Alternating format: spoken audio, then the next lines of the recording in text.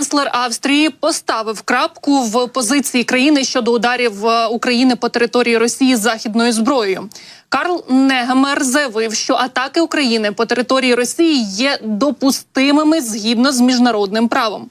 Таким чином, він дезавуював висловлювання міністерки оборони країни Клаудії Таннер. Вона стверджувала, що союзники Києва, надавши такий відповідний дозвіл, начебто перетнули червону лінію. Політик підкреслив, що якщо Росія припинить свою агресію, то і військова допомога Україні з боку Заходу автоматично зменшиться. Проте, якщо європейці поступляться зараз, то це може заохотити російських окупантів зайти ще далі. Канцлер додав, що Австрія хоч і є нейтральною країною, але як член Європейського Союзу підтримує спільну зовнішню та безпекову політику цього альянсу. Ми самі не надаємо військової допомоги. Але Австрія визнає, що інші країни роблять це для того, щоб Україна могла захистити себе. Наш нейтралітет може бути збережений лише тоді, коли ми його захищаємо. Цієї ночі України атакували шахеди. Внаслідок ворожої атаки пошкоджено науково-дослідницький інститут у Львові. На фото помітно, що обвалився дах будівлі і частково зруйновані стіни. А от у селі Малехів, що також на Львівщині, поранено 2 чоловіків. Одного з них ушпиталено. Уламками пошкодило багатоповерхівку, а також приватні будинки, а ще комерційне приміщення. Загалом область атакувало 5 безпілотників.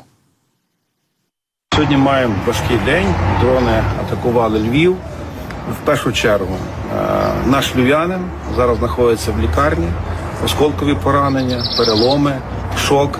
Говорив з головним лікарем, гейби загрози життю немає, має вижити, але стан дуже важкий. Тепер по самих будівлях. 15 приватних будинків пошкоджено.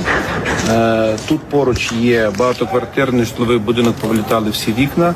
І 2 офісні будівлі, також вікна, все повилітало, все понищено, машина знищена. Одна будівля – це науково-дослідний інститут, друга будівля – це приватна компанія, яка займається світлом, звуком. Це слава Богу, що люди не були на робочих місцях, тому що вони люблять деколи працювати в 3-ю зміну. Після завершення всіх слідчих дій приступаємо до наведення порядку, допоможемо і мешканцям, допоможемо і бізнесу. Це наш обов'язок. Крім того, вночі ворог атакував енергетичний об'єкт у центральному регіоні. Пошкоджене обладнання, повідомляють про це в Міністерстві енергетики. Крім того, у Львівській області внаслідок нічної атаки пошкоджено повітряні лінії та електричне обладнання. Знеструмлено 285 точок обліку. Як повідомили повітряні сили Збройних сил України, окупанти запустили по нашій країні вночі 21 безпілотник, з них 19 вдалося збити. Тим часом росіяни вже більше доби гасять пожежу на нафтобазі у Ростовській області. Сьогодні зранку російське МНС відзвітувало, що вони змогли поки тільки локалізувати пожежу на площі у 3200 квадратних метрів.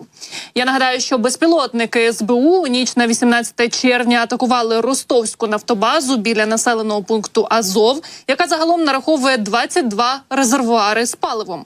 У мережі вже з'явилися супутникові знімки, які зафіксували наслідки атаки українських дронів. І ці знімки Planet Labs було зроблено ще вчора о 14:30. На фото видно, що в цей час на території нафтобази тривала пожежа.